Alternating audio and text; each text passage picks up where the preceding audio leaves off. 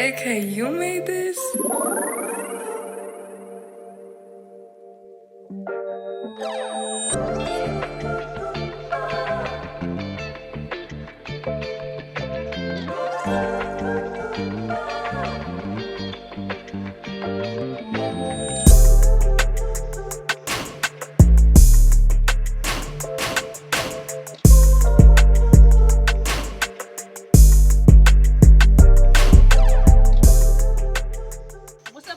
Man, I'm your host, Ivy, and you're sparking up with VANSNWEED. Yeah. Make sure you like, comment, and subscribe, and hit that post notifications button, man. Today we got OFMB DK outside with us. Yeah, you feel me, Mr. Moonwalking himself. We outside. You feel me? How you doing, man? I'm doing good. I can't complain. You feel me? I woke up this morning. Oh, come on now, blessed. Come on now, that's the biggest blessing with a smile and everything. I swear. I love that answer. So, first and foremost, shout out your social media and tell the people where they can find your music or any other platforms that you have. Okay, you can find me on Instagram and Twitter at OFMB DK1. You find my YouTube at OFMB DK.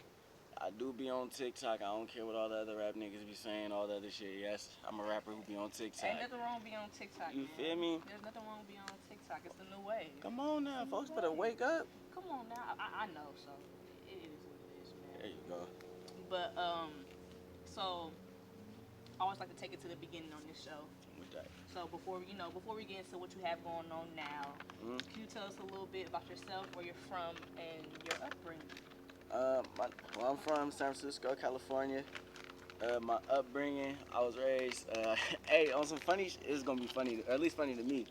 I raised in a two-parent household, but the reason why I say it's funny with that, when I used to go to school, I bounced around from, I want to say like 2 different middle schools or something like that. But when I got to one middle school, I got to Cobb, and that was like the first time I got a real taste of like life for real, for understanding shit and see how everybody worked differently. I got, when folks found out I had 2-parent home, it was the weirdest thing. Folks tried to bully me about it. For having 2 parents? For having 2 parents. Hey, I'll be happy for you. You feel me? You know?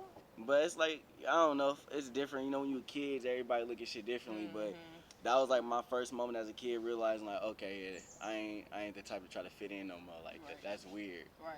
So, but yeah, I went to Cobb Elementary as a kid, went to Wallenberg High School, did a little bit of time, or I went to school at City for a little bit, and then after that, just really been on my own shit, just doing music strictly. Also, was part of Project Level, Can't Forget Them, Can't Forget Family, you feel me? Rich, Danielle, don't be mad at me. But I went to Project Level, that's where I got my start off with music technically, for real. And yeah, without them, it wouldn't be no me. Right. So, I was talking to young Barry about the city. Okay. And how, you know, when I was younger, I didn't know the roots of, you know, SF or whatever. Yeah. I only knew Powell Street, Fisherman's Wharf, you know, tourist shit. Yeah. But to me, I thought everybody was living like they was on Full House and Victorian houses. I thought that, you feel me? Yeah. So, what's the real city like from your eyes?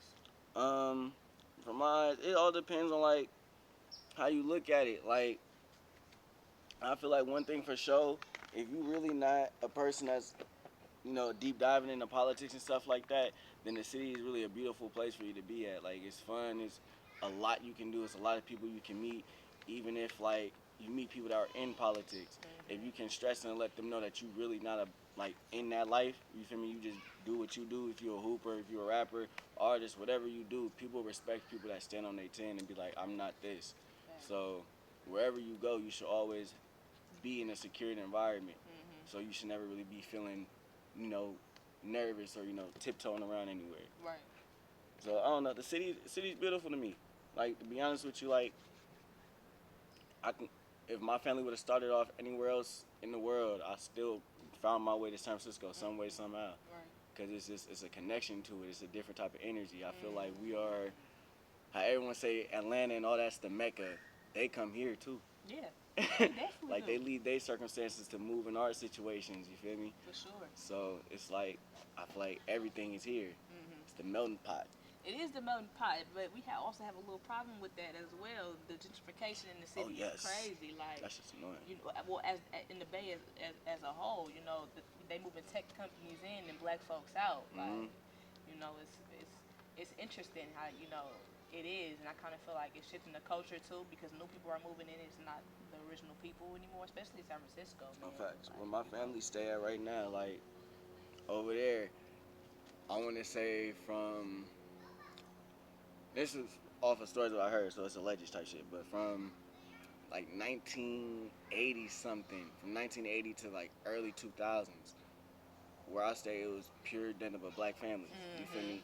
Black families walking in and out. You step outside, you see somebody, even if they not related, it's cuzzo, what's up with it? This, that, and the third. You feel me? Now you walk outside, shit, it's us and another. They not even on the same block as us. They like 2-3 blocks down, but it's just us. You feel me? We got a they'll call it a frat house, but it's not really a frat house. It's some college kids that stay there and shit. But you got that. But other than that, it's nothing but artists, like authors, my fault. Authors, painters, all that type of shit that's living in our neighborhood.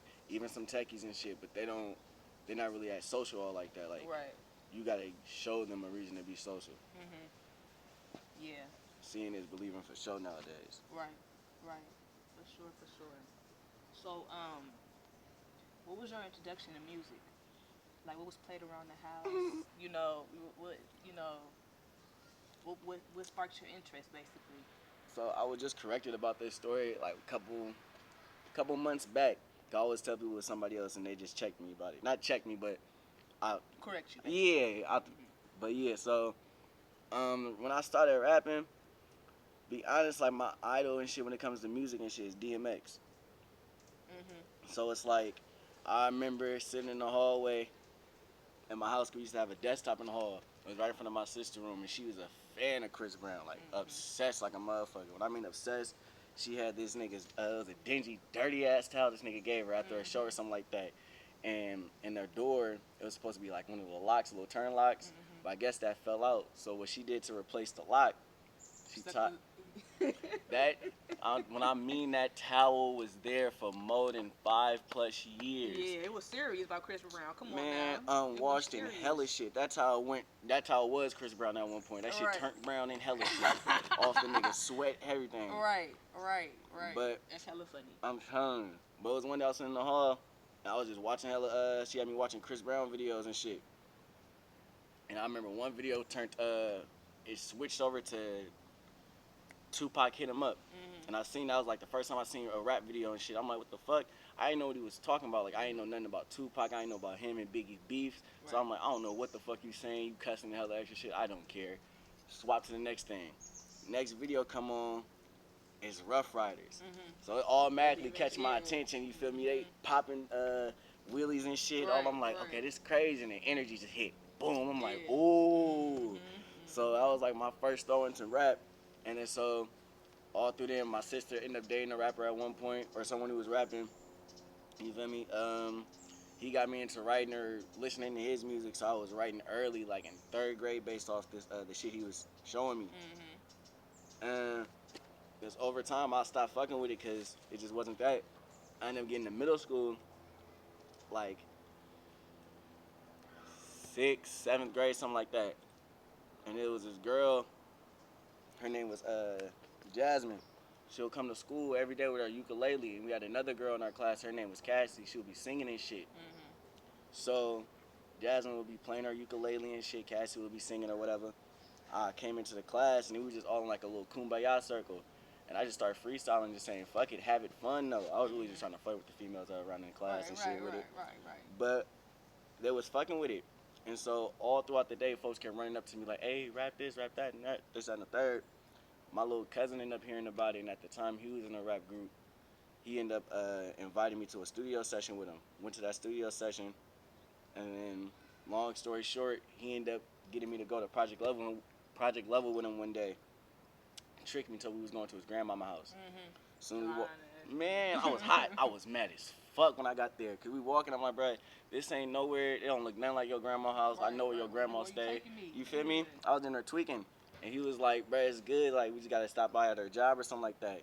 As soon as we got to PL and we walked through them red doors, first nigga I see is Rich. You feel me? I ain't know nothing about Big Rich at the time, cause I didn't know shit about the city rap scene, all that shit. I knew about the Get Low, all that shit, cause my sister used to hit it, but I never really did this shit. Right. You was younger type shit. I was young as fuck. Right. So when I met him, I'm like, I already heard about him and shit. I just looked at my partner. I'm like, bro, you a hoe. Well, what happened? I'm like, my nigga, why you bring me to meet this big Samoan nigga? At the time, I thought he was Samoan. Right. But he ain't Samoan. He Asian and black. No, he do look like he's Samoan though. You feel me? Cause he's just a big fella. Right. Big fella, my mama. But yeah. First date, Rich, nigga Rich looked at me, cracked. I forgot what joke he cracked, cause I was wearing some out of pocket ass shit. Niggas looking like the Cookie Monster. Oh, hell no. Yeah, I was fucked up. This nigga sat there, cracked this joke. He was like, "Oh, you ready to rap today?" I'm like, "I don't really feel like rapping." And right there on dribble, nigga went in on me. Nigga, what you mean you don't feel like rapping, nigga? Like, nigga, it's either you do it or you don't do it at all. Like, either it's your life or it's not. And that was the first time I already had somebody like drill me about some shit, cause I ain't. As a kid, no one ever, like, I got in trouble and shit, but nobody really raised their voice at a nigga like that. Parents that never did it, you know, they were all calm and shit. But that was the first time that happened, so I'm like, ooh, this different type of passion you spoke to a nigga. Next day I came in, nigga, it was in a kumbaya circle. Everybody in PO was sitting in a half seat or half circle, and he was like, "All right, you rapping today?" I don't know what you mean. He's like, "You got to rap in front of all of us, and if we don't like it, you gone. If you fuck with it, we'll keep you." On my mama, I rapped a verse that wasn't mine. Hell no. I swear for God. Yours. Not even one of mine. It was an old Dizzy Wright verse. You feel me? And they peeped it off dribble, but niggas ain't really say nothing. Like, they cracked their jokes, this, that, and the third. But it's just the fact I got up there and had the heart to rap. You feel me? Most niggas would sit up there, they told me, like, we'll get nervous. They even had situations where, you feel me, shit didn't go as planned for some people. So just that fact I had heart, it was like, all right, nigga, this is what we gonna do. But it was his name was Thoughts. So it was like, we're gonna have Thoughts team up with you, and for your first 3 months here, you're gonna rap, or what is it? For your first 3 months, everything you rap is gonna be based off the word of the day in the dictionary app. If it don't make sense, if it don't correlate with that word, and you don't got no rhyme schemes in there, you ain't touching the booth. So I had to do that for 3 months. Every day I'll write whatever the word is today, get in their thoughts, rap it to them. He'll be like, nah. Do another one, get in there Rich, rap it to him. I fucking Rich so much, because when he not fucking with your shit, he really like a A&R with it. He'll sit there and listen to you. But when you know he ain't fucking with it, he'll scratch his head, rub his stomach, look both ways. Right. And someone catches his attention, he'll walk off. And I'll be like, nigga ain't fucking with me today. Right. But eventually they ended up fucking with one of the verses I had, and then they had me record it, and they put us in a rap group. But that's how I got into rapping. Right. Hella shit. You say you was in the rap group. Is that the OFMB thing or? Nah. So before I came up with, I created OFMB. Okay. Before that, the rap group I was in, it was called Young Kings. Young Kings. Yeah, and I was consisted of me, another kid named Zeke, and another kid named Larry. I mean, LG. My fault, folks. My fault, G. Shit. But yeah, it was us. We did that for, I want to say that started our freshman year. We did that all the way to like maybe junior year, something like that. We created a little buzz, but it was nothing like, you know, when you kid, like with kids, you can't let certain shit get to their head. Like egos, all that shit. Yeah. When that shit got to our heads and was playing with us, man, it was ugly. Right. You know, I sparks a flame in the group because folks thinking they better and all that other little shit. It don't work out. Yeah, most groups don't. Shit, most groups, you see a group that 10 years from now, they're not gonna be a group. Amigos. Yeah, let's talk about it. Let's talk about it. Yeah, and personally, I think they're doing fine without Offset. The new shit is going. You feel me? It is. I ain't gonna. But Offset was my favorite. I ain't gonna lie. one, Takeoff is my favorite. That's why I kind of feel like I'm biased. Okay, so Takeoff for me, like. I understand. He be talking that shit. Not He saying low Offset key. wasn't. He low key, but new shit, he kind of sliding on that shit for real. So I'm fucking with it or whatever. He doing shit. For sure. So, do you remember the first rap you ever wrote? First rap I wrote? Yeah. One of the first? Nah, but I know the video probably still out there though. You made a video for the first song you ever made? First song. Ooh, Okay, so Pete, before I ever went to a studio and anything like this, I don't know if folks really gonna relate with me on this one. So I didn't know how the rap shit worked when I first like really wanted to rap for real, for real. So this is how I would put out music and shit. I had a Getro, you feel me? Everybody had Metro phones and shit. Yeah, for sure. Elementary school. Come on, I had the red thing, the red What? I had the blue one. Come on. on. Oh God. So I would tie that motherfucker to a coat rack. Mm. I'll tie that to the coat rack. I'll press the voice memo shit. I have my TV playing in the background on YouTube or whatever the fuck was going on, and I'll record was just freestyle. And I'll drop all those either on SoundCloud or even one video I posted on YouTube, but I think I took it down on some shit, either YouTube or Facebook. But you feel me? That's how I first got into it, and then yeah, my cousin and them got me into going to studios and shit. Shout out to you, fuck. But you, I still probably be recording on my phone and shit. All right. On my mama. On everything. That's funny. That man said I tried to get to the listener and play to the coat rack, like, and start rapping on that motherfucker. He was fired up. I'm not even mad at you. Hey, look, you gotta do what you gotta do. If you don't got the equipment, you gotta find a way. And when I ain't there's gonna a will, lie, there's a way. Before I had a camera, I was shooting interviews on the phone. So look, come on now. Work what you have. You feel me on everything. So so we gotta talk about the popular YouTuber reacting to your record Popeye. Shout out my nigga Snort, man. Come on, man. Shout out my nigga Snort. That nigga Snort that dude, man. Come on. Like, look. How dope was that? That was big. Yeah. Like, even having him do it, for one, him doing it, like, I get shout out to you, Snort. Man, real fella. But it was like, that was something that he, one, didn't need to do. And it's like, the numbers on my video, the video wasn't even like buzzing. You feel me? I think when he did the reaction, it was still at, I want to say 10, if not 10, like 20 some views. So it was like, he really didn't need to. But the fact, what I love about it, and everybody get mad at me about this shit, because I don't make, you'll never find a song on none of my platforms that is longer than maybe 2 minutes. Yeah, we are anticipating that. Yeah, but like, I talk to folks, my uncle a DJ, and T-Pain said this shit too, so I know it's facts. It's like, 9 times out of 10, you go to a club, DJ only playing the first verse. Exactly. Hook, verse, end, or verse, hook, over. And that's like no 3-minute songs. 3 minute, 4 or 5, no. So, what I always thought about when it came to music, it's like, regardless if you rapping some real shit, having fun, being entertaining, whatever you got to say, you better make sure you say that shit in the first 2 minutes, if not 2 minutes, first 1 minute and 30-something seconds. Facts, I can get 20 seconds. If the song ain't slapping, I'm turning that shit off. Come on, you feel me? Everything. So it's like, with that right there, and then with him doing, continue with that, it's like, that had him go through my whole catalog on my YouTube channel. Like, if you watch the whole video, he went from Popeyes, and after Popeyes, he went to listening to No More featuring my cuz, Mar Honey. Then after that, he went to one song, I don't like the video for it. He wanted to see what you had. Yeah, like he went through the whole shit, and even the whole time watching it, he's like, oh, this nigga got versatility under his belt. You feel me? And that's one thing I know for a fact, like when I first started rapping, Rich and them instilled into me. It was like, all right, nigga, y'all we gonna have y'all rap on this tropical shit. That's when the SOB and all that shit was popping. All they beats was tropical as fuck. So we had to rap on all them. That shit was like annoying to me. But then from there, it was like, all right, now we need y'all niggas to be lyricists. All right, cool, let me get in my lyrical bag. All right, now all these niggas using auto-tune and shit. One of you niggas, y'all learn how to be melodic. Fuck it, I'll learn. So it's like, doing all that shit kind of prepared me to continue to be versatile through now. Or even be more versatile. Like, even I got songs to dubstep. I got songs to fucking reggaeton. I got hella shit in my notes.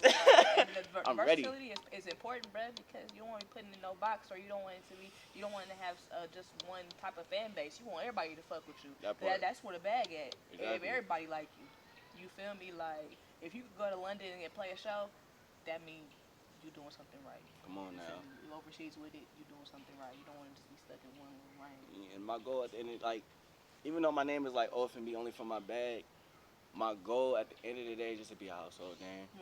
You feel me? Yeah, I want everybody to, you feel me? Everybody get the same energy, get the same vibe, whether you get the chance to meet me or not. If you get that chance, more power to you. You feel me? We get to talk, whatever it is. But if you never get the chance to meet me, I want you to at least feel like you know me from music. Thanks. Whether if it's me being funny in songs or whether it's me really giving you some real shit like in Project Dreaming 5% or the one I just dropped, Made to Shine. Like, I want you to get a little piece of reality of me, and then also understand I'll be having fun like a motherfucker. Right. right. That's what you should be having, fun. That's what it should be about. You feel me? Life too short to take it too serious. Come on now, we only get one of these. Oh, we only get one of these. Let's talk about it on everything. Everything. So, how do you go about choosing videographers to work with? Like, what do you look for in someone, you know, with the camera? To be honest with you, when it comes to choosing videographers, I'll really be a workhorse with it. So I'll hit a nigga last minute type shit if I come across your page.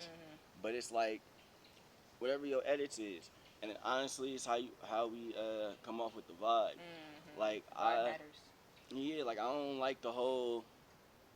What throw me off when it comes to hitting up videographers, it'd be, how can I say it? I feel like nowadays, no disrespect, you feel me? All respect, but it's like a lot of videographers nowadays, especially out here in the Bay, they consider themselves as a rapper. You feel me? So it's like, it's no more of, are we on the same, trying to get up and up, or it's like, I'm gonna pay you this and we gonna get here. It's like, niggas' mentality, like they have egos in themselves, you feel me? And it's like, I had an experience, like, I love videographers that's willing to like, learn and elevate in places, you feel me? So if you have, like, say you a videographer and we just shot a video and I got an effect idea in my head. I'm like, ooh, I don't know if you got these tools to do it, but I know where you can get the tools and I understand it will help you with other artists. Right. I ain't gonna lie, bro. If I gotta buy some new shit, bro, I might have to charge you extra. But it's gonna help you with other artists. Right. You feel me? Get to the next, It's like that eventually you will have to pay for anyways. Right. But it's like, all right, if that's how you feeling, cool. I'd rather work with somebody else who I'll pay them whatever they ask for up front, and then after that, be like, boom, hey, I got these ideas, because this is how I want my video to look. You can't tell me how it can or how you want it to look because you're not the one in the video. You're behind the scenes shooting it. Right. It's me at the end of the day. I just paid you for the work. I just need you to knock out the work. Right. So, is it a thing where like,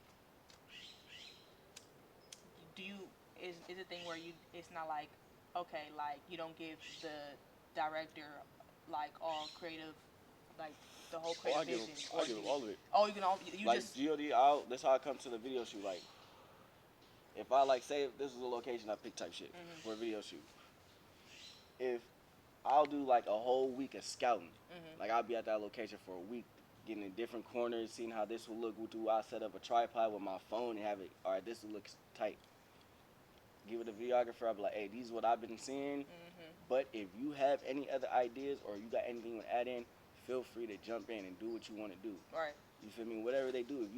If your input is, and say you have 90% of input on the shots that we did and everything like that, on photo, great. I don't get, bruh. You can put your name. I'll put your name as directed by such and such and shot by such and such. Right. Because it's all you majority. You feel me? But if it's like, if I literally came up with the vision, this is what majority I do, because I try to, this is something I found out, but it's like, a lot of videographers don't like writing the storyboard, coming up with the treatment and shit like that. As an artist, we don't like doing it either. Right. But it opens your, how can I say, it's open your creativity to another 100%. It definitely does. You feel me? Because you're actually getting out there and doing your own footwork, and then you know what you want. Right. It's just like, I love Nipsey had this quote, and this was something I experienced when I was younger too, when it came to being a PL. I had to engineer myself sometimes. You feel me? Learn how to engineer. Now when I go to studio, say I'm in the studio and I be like, hey, I don't like how that sounds. Can you do this effect? No, I can't do that. All right, get up, get out my way. Right. I'll show you. You feel me? Ain't no way you're gonna tell me I can't do it if I personally know I've done it before. You feel me? You just say you don't know how to do it. Exactly. Just tell me you don't know. Right. If you don't know, I can show you. Right. Because life is all about, like I said, showing elevation. Yeah. Steel sharpens steel. For sure. On everything. So, from what I've seen, you only released one tape, right, so far? Another tape coming out soon. 28th. Stay tuned. Stay tuned, man. But let's talk about this one real quick. Yeah. So the 2020 project, it's titled True Story, right? True Story. Can't win for losing. Oh, can't win from losing. Okay, so you recently made a post saying how you learned a lot creating the project or whatever. Yes. So, what was the journey behind it, and what's from those that for the people that haven't heard it, what's the sound behind it? The semi true story. I really was just trying to. I ain't gonna lie, Terrence's true story was really just trying to. I want to say I'm gonna be a band. It was keeping up with the Joneses for real, for real. But every beat, all that was hand selected, and it was picked, and it was written with a topic in mind every time. You feel me? So like you wasn't just shit talking. Everything had a topic. Everything had a topic. Like with that project particularly, like I literally had in my notes, like, all right, I'm gonna talk about this. I'm gonna talk about that. I'm gonna talk about this. And like even with the last one, I misspelt it, so it says celebrate, but it's really celebrate. Yeah. But on some real shit, like that one right there, that one's special to me because that one and my shot, because both of those is the first celebrate is a Maze sample. Maze is one of my dad's favorite groups. Yeah. You feel me? And one thing I always that old school shit. you can't mess up with those. Yeah, you can't. One thing I always try to do, and it's like not just every year, but just throughout my career, I want to dedicate one song to a family member or anything like that. So it's like with that, it's another song I got on my. It was supposed to have been on that project, but Tell Me is a Natalie Cole sample. My mom's favorite singer. You feel me? Grew up listening to her every day. So I did Maze for my dad, Natalie Cole for my mom. Right. Bay Babies, Missy Elliott. My sister, biggest Missy Elliott fan in the world. You look at her, you gonna think she Missy type shit. Right. Swear for God. Right. So it's like with that project, I don't know, all that it was a learning lesson on some not rush the process, because that process was definitely rushed. I feel like when we started that project, I want to say we knocked out the first 5 songs. I think the first day I went to that studio, went to IDM's and recorded, we knocked those first 5 out that day. And it was just, serious. It was serious, but a lot of it was freestyle too. Because it was like, one thing with me, when I meet new people, or at that time when I was meeting new people, since I was fresh, it was like I just started creating OFMB. It was like I gotta show myself. I gotta show out every time. Right. You feel me? Right. So went in the studio, my partner was gassing me up. He's like, yeah, this nigga be freestyling all his music, this, that, and the third. IDM looked at me, he's like, okay. He made Suspects on spot. As soon as he made Suspects, freestyled that one, knocked that one out. Then made not made the shine. Then My Shot, knocked that one out. Dirty Dancing, knocked that one out. Wait, knocked that one out. First 5 in that day. Double back the day after, and knocked out the rest of the project. You feel me? But it was getting the cover art done. Like everything was all homemade. Everything was self-done. Like it was organic. Organic. Yeah. You feel me? That's dope, man. It was a struggle, but it was beautiful. Yeah. Like Mozzie said, beautiful struggle. Oh God, if y'all haven't heard that, make sure y'all go check that out on everything. So you perform live hella times. Like it's a whole highlight on your Instagram. I love it. If you would like to check it out, definitely check it out. So how do you go about getting shows and putting yourself out there? That's a great question. Honestly, that is a question I'm still learning to this day. Because it's a lot of the shows I get, it don't be me really looking for shows. It be people hitting me up like, hey, bro, I got this opportunity. Like, you trying to get on the stage, do this, that, and the third. And I'm like, nigga, of course. You feel me? I would never turn down a show. I never turn down an opportunity to meet new people, you feel me? Right. Or to show people my talent, or my God-given gift. For sure. But at the end of the day, it's still a struggle for me to figure that out. Like, I'm still learning. Everybody tell me to tap in with these promoters, tapping in with these people. Some people was telling me a couple days ago they feel like I have the potential to even give me a venue and get a couple hundred people in there. Me personally, I feel like I'm still growing. Like I don't want to put my foot in my mouth too early. You feel me? Yeah. Well, I say don't limit yourself because it don't have to be just you either. I'm pretty sure you know plenty of artists in the Bay that y'all can collab together and make a whole little event where it ain't just you, or you feel like I won't sell that much or something like that.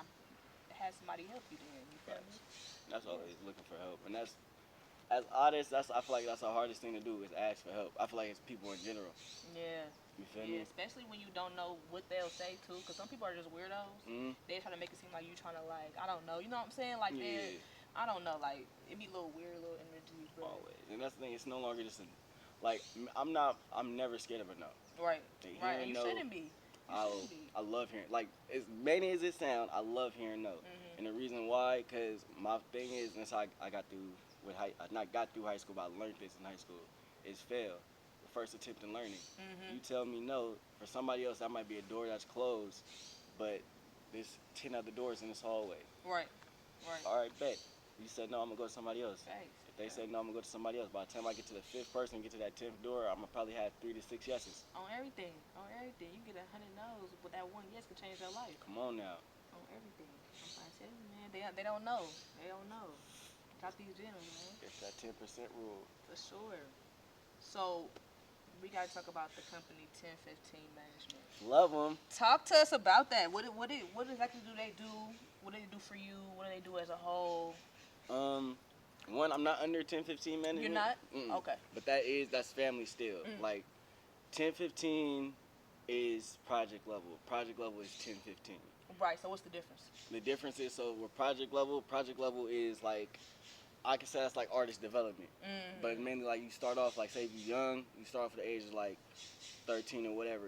If you stick to it, you have the potential you stick to it, you have the potential to get into 1015. Because that shows that, one, you're dedicated, that shows you got the heart, and that shows that you also have the talent and you got the, the personality and energy to pull people in. So it's like, all right, there's no reason for us not to fuck with you on that height. You feel me? Basically, that's the first step. That's the first step. It's 1015. Then it's 1015. Okay. But if you already have your buzz, if you already have everything going and it shows number-wise, you can skip that step and go straight to 1015 and they'll sign you on that. Right. You feel me? But like I said, end of the day, 1015 is still family with me. But the relationship with them is like, I don't need to be signed to them for them to still help me with anything. You know what I mean? Right. Like, they still throwing the alley-oop. They still fucking with you. that's family regardless. Like, on everything I love. And Unc and TT know this. Like, that's Danielle or that's Rich and Danielle. But they know this. Like, they don't got to hit me up for nothing. Like, they don't got to hit me up for nothing. DK popping up. Right. You feel me? I'm always, when they hit me up, my first instinct is like, nigga, what I got to do? Like, you feel me? I'm always active. They be like, we just need you to do some fun shit. Like, we doing this, that, and the third. We going here. I'm down for it, whatever. You feel me? Because y'all was, Unc and TT had me in some times where, you feel me, I felt like no one had me at all. So it's like, I owe them my life how I look at it. Like, G.O.D. on everything I love. If it's anybody, I feel like I'll be there for any situation. It's them too. So they don't got to hit me up about, hey, we got this, that, and the third. Right. And I was just telling somebody a couple of days ago, because I was having a conversation with somebody, and they felt like, oh, Rich and TT, they held your hand throughout your whole career, this, that, and the third. I'm like, they was talking about financially and shit like that.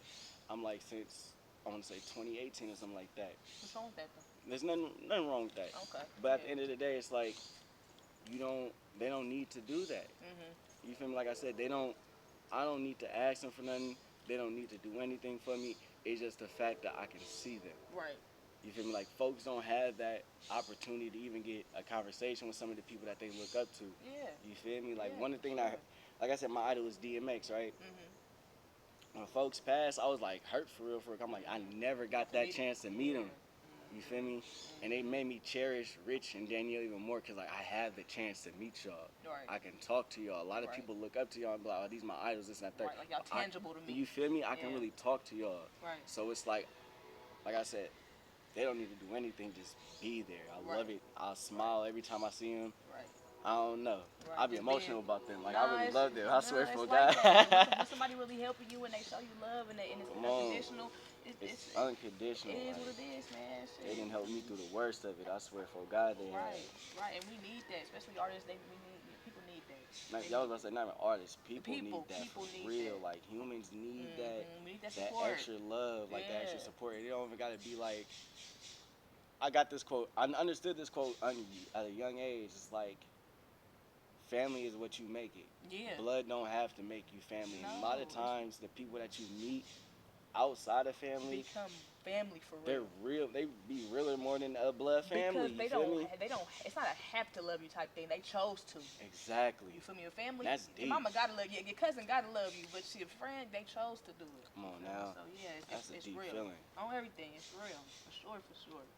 So you and Princess Journey just released Gang Rest Way. Bay Babies. Shout out Princess Journey, man. We also had her on the show not too long ago. I seen that. Yeah, talk a little bit about the record and working with her.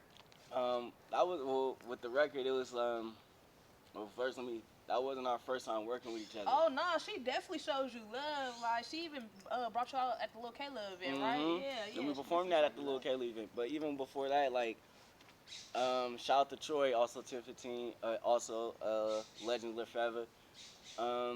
He put us on with this cipher he be doing. So he does these things called free play ciphers. So the first one we did, it was Journey, me, Bianca, Dreyato, and Hibachi. So we did that at DO Studio, which is lit. That was the first time me and Journey worked, and it was like, on that track right there, I immediately heard our chemistry on the track.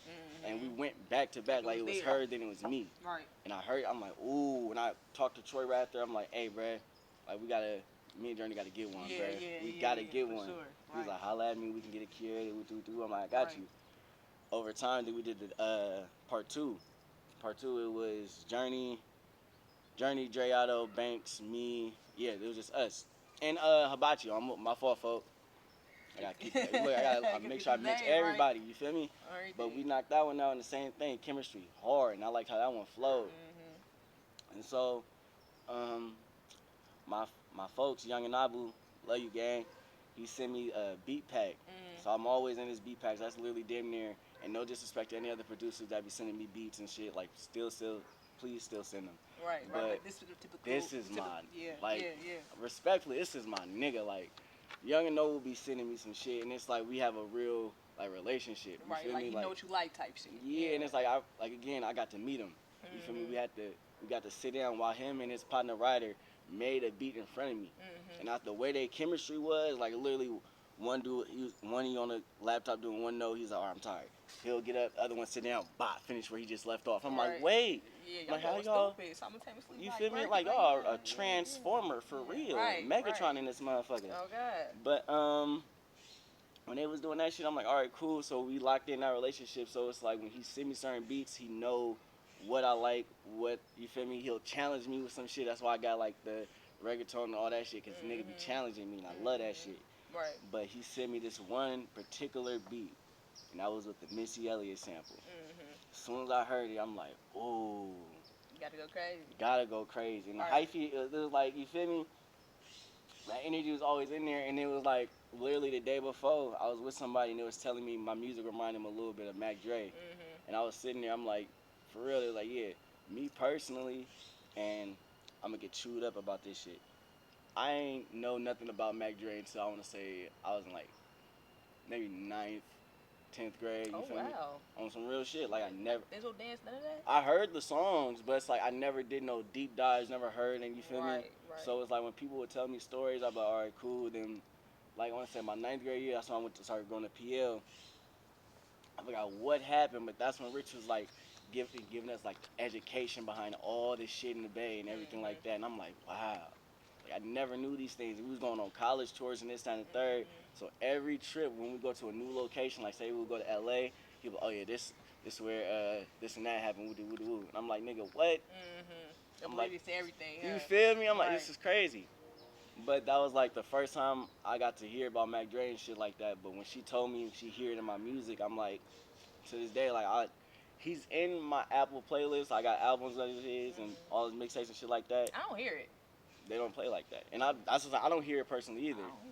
I don't hear it. I don't hear him. Well, I really don't hear nobody for real. Yeah, like, I don't get that vibe. If anybody sound like, got like a Mac Dre vibe, it's like maybe like Old Neff the Pharaoh. Like Old Neff, a little bit of Haiti Baby at that time like when he first came in. Exactly, with the little ad-libs and shit like that. Like, that was given like Mac Dre, but I don't get that from you, though. That's interesting. That would call, I'm saying, call me off guard. Yeah, you know, everybody got their, that's the thing about music, you know. Everybody got their own opinions, their own, what they hear, everything is different. I mean, because what's in your playlist, mate? I mean, I like what's in your playlist. You may not like what's in my playlist. It's just... Be different. It's just how it go, man. Because I rather have it like that, you know? I'd rather be different. I don't, you know, who wants to be the same. Exactly. Who wants to be the same? The world isn't black and white. For sure, for sure. On everything. So,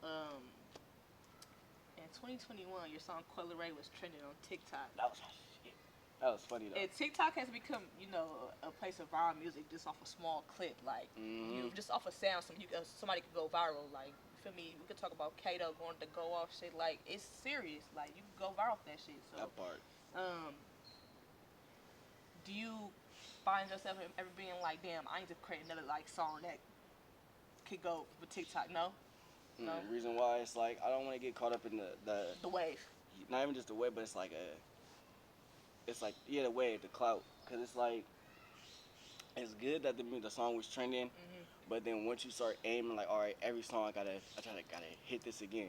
It's like dopamine, you feel me? It's like smoking weed, whatever it is. Everyone's chasing that same high, that first high. That first high. You feel me? Sure. I don't want to keep chasing that hit, because if it don't hit, it's gonna be disappointing. Right. So I just want to keep making fun music. You feel me? Whatever hit. But at the end of the day, end of the day, as long as I'm showing that I'm having fun or the music is entertaining to people, because that's all I want people to be entertained. You feel me? I feel like, let alone if you, besides deep conversation with me, I'm an entertaining person. Right. So I want you to get all aspects and all sides of me in the music. Right. So I love it though. You feel me? Shout out to the person who made the video poppin'. I forget her name. I think she was from,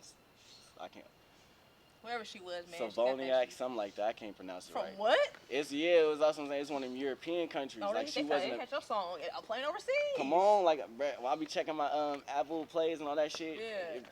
Maybe I ain't gonna say it because folks will be like, oh, I ain't doing all that, but I love it though. I just love the fact. I want it, like I said, household name. That's the goal. Right. That's the goal, man. For sure. So the infamous question on this show is, what you smoking on today?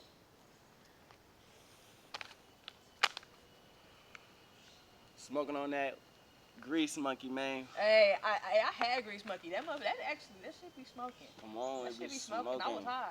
I was high. Grease Monkey, for sure. That's hella funny. I ain't gonna say in a minute. I think that was like last year I was off that shit. It was but it wasn't the flower though. It was just a joint. Like, see, look. I smoked the joint. I'm like, oh shit, this actually, you feel me?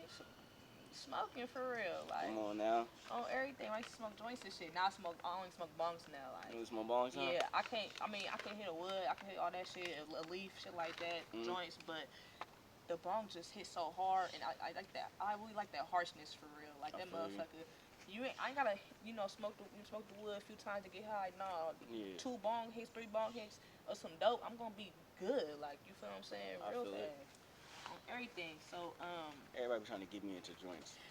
Joints is alright. Joints, I don't really like it. Like, it's like we really smoking for the tobacco, keep it 100. Like, it's really that head rush that we looking for. And you can smoke spliffs and shit like that, but I'm not really a paper type person. First time someone tried to put me onto a spliff, I looked at them crazy, and they tried to explain it to you, because I think it was because I was high at the time when they tried to explain it to me. But when they was telling me, like, bro, all you do is just roll paper, you break down the tobacco leaf or whatever's in the tobacco, or break down whatever in the wood, and then you put your weed in there, you just smoke it. I'm like, bruh, you might as well smoke a cigarette. He's like, that's what a backwood is. Basically, I'm like, nigga, you right. Yeah, and it just hit, because when I tell you I smoke bongs, I'm not just smoking the weed. Like, I know I'm mixing the tobacco for sure. And sometimes it'd be more tobacco than it'd be weed, but shit, I'm looking for that head rush. Like, not to sound like no crackhead, you feel me? But that head rush. When I hella long ago, I want to say like 2, 3, it was like 5 years ago at this point. Yeah, it was like 5 years ago. I just talked to this one girl. She told me about this shit called 50s. Or it was some shit in Ukiah, like they do 50s. And basically what that is, it's like, I want to say, it would be literally 75% tobacco and everything else be a little bit of weed. Exactly. You feel me? Yeah, be sad, bro. Be sad, because I be like, damn, I might as well just smoke a cigarette, but smoking cigarettes just by itself is nasty to me. Like, that shit don't taste good to me. It's the nicotine in the thing, I believe. I feel like, because they be trying to have that flavor change. Yeah, you feel me? It's just, it's the way you make it. It's just the head rush, man. That's what we look for on everything. So, what was your first time getting high life? So, on some funny shit, so the first time I got high, I didn't even smoke. And there's gonna be some many shit. You should take an edible or something? Oh man, I had the worst experience with some shit. So I didn't even know it was an edible. I didn't even know it was weed. Oh, they got you like that? They didn't tell you it was an edible? It's not even that they didn't tell me. I used to be a fat nigga when I was a kid. Like a heavy fat nigga. So you was just hungry? Man, and I was hungry and petty. You feel me? My sister laughed about this shit because it was like a get back. But at the time, so it was this night, her and the ex, they was cooking. They was doing some shit. But I remember they were waiting to make brownies hella late. And something happened. Me and her must have gotten into an argument or some shit like that. But they were waiting until my moms and pops all went to sleep to cook their shit. So it was like 2, 3 in the morning, something like that. I must have woke up hungry, you know, middle of the night type shit. They sleep already too. Right. So I must have walking down the hallway, and I'm smelling the brownies all through the hallway. I'm like, ooh. Yeah, I had to give me one. Oh, God. Yeah. I know exactly where they put them, on the porch, on the top of the washing machine. Walk back there, I see them right there. I peel the foil off. It's only one brownie missing. Yeah. I'm like, why y'all only? It's 2 of you niggas. Like, why y'all ain't? Yeah. Smacked like 2 or 3 of them bitches. I know you was so loaded. You didn't know what the fuck was going on, huh? Pete, right? Smacked like 2 or 3 of them bitches and went straight to sleep after. Oh, God. I had school the next day. Still high, huh? Woke up at 7:30. This the worst shit ever. So you ever had like one of them old school TVs and when you turn it on it'd be like the static and shit? Yeah. That's how it was when I opened my eyes. Oh, hell no. I seen nothing but static. Like, it was just waves and hella extra shit. So I'm in bed. I'm like, ooh, I'm already tweaking. Right. So I'm like, all right, let me just get it. I might just be tripping or something. Let me get up, try to walk it off. I try to stand up on my bed, immediately drop, bah, damn, on the floor. Right. At that point, I'm like, ooh, in my mind, I'm tripping now. Like, I'm thinking I'm paralyzed, all this extra shit. Don't know what the fuck going on. Yeah. On some funny ass shit. That was like this. So, look, they don't even know. I think they gone or something. Either they left or some shit. But my mom's in the kitchen, and my brother, he was getting ready for school too. My brother can vouch.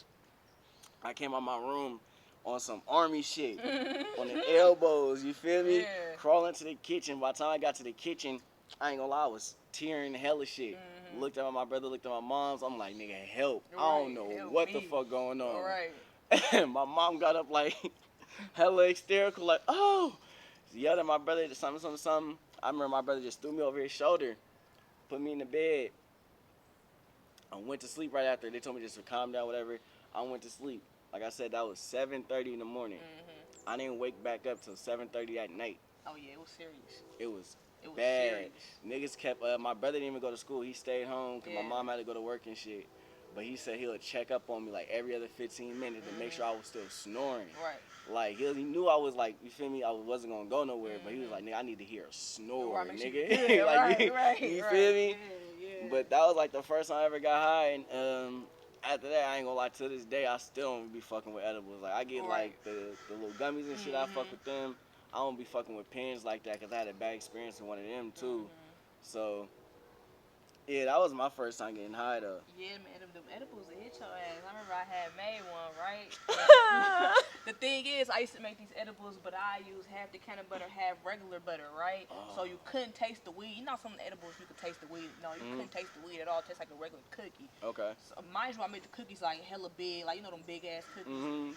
Nigga, I ate something like a peanut butter cookie? It was like a chocolate chip. Okay. I ate the whole fucking cookie, bro. I'm over here watching. You seen the movie Inception? Yeah, that's my shit. That shit seemed like, I was like, the whole world, what kind of shit is this? The dream world, bro? I was so, bro, like, the movie seemed like it was coming to life, bro. That's one of the ones you can't watch high as fuck. Like, you can't watch that shit high. You get to thinking this shit like, well, shit, nigga, is this a dream or not? Like, you feel me on everything. Like, them edibles ain't no joke, man. Like, I had sold one to my folks. Sis had ended up going to the ER. Like, vouch, bro. You see this shit, comment under this shit, blood. Like, tell your story, bro. Like, she like, what you put up in this motherfucker? I'm like, this weed. Like, I ain't finna lace you or nothing, bro. She went to the ER. Like, it was that serious, bro. Don't fuck with them edibles if you're not ready on everything. You gotta be a special type of person to fuck with edibles. Sure. I ain't gonna lie, more power to you. More power to you on everything. So, what's your favorite strain to smoke? What you smoke the most, you feel like? Everybody on this show say Blue Cookie. What about you, though? My favorite strain? I ain't gonna lie, I be getting smoking club weed a lot, so like it's called Face on Fire. Face on Fire. Face on Fire, and it's like it's indica, but it don't hit like indica for me. Like I be relaxed, but you know how some indicas really be making you tired and Like, shit. yeah, we smack your ass. Yeah. That shit be just having me chilling. So I be at like I bring it with me all the time. Dinner. This is the first time like I got this today, but I usually be having that with me at all my studio sessions. I be chilling, and I feel like that just helped me get my most creativity out. Right. I like, cause the weed that really smack your ass and have you really couch sitting high as fuck be good, but then you can't do nothing after. Like you can't be handling no business. I can't handle no business from high as hell. Like, I don't like being stuck. Like I don't like being stuck feeling. either. That's why when I be doing interviews, cause I be doing like interviews all damn day. So niggas be like, oh, can I? You feel me? You trying to hit the wood? I'm like, I'm gonna hit like 5 woods, and I'm gonna be trying to talk to y'all, and I'm gonna lose my train of thought on type of shit. Like I can't do it. I can't do it, man. It's not it. That's why I don't even do like the more power to, like, you feel me? Like I said, no disrespect to anybody, but I don't do pills, lean, none of that shit, because it's like, that shit leave you stuck for real. And I had a situation, I remember I had a show in Oakland one night. It was at this cut spot. Every time I go to a cut spot called like the Doonies, you feel me? It's so it's an area, you feel me? It's a one way in, one way out type shit. But we all pull there, had all my brothers with me and shit. We get there, we like 2-3 cars deep. We 3 cars deep. So we get out, we getting ready to walk in. Some of my brothers didn't get out, or 2 of my brothers didn't get out their car. Walk up on their car, niggas sleep in the car. We just, like, literally just pulled up. Like, niggas getting in, everybody is finished rolling up woods and everything.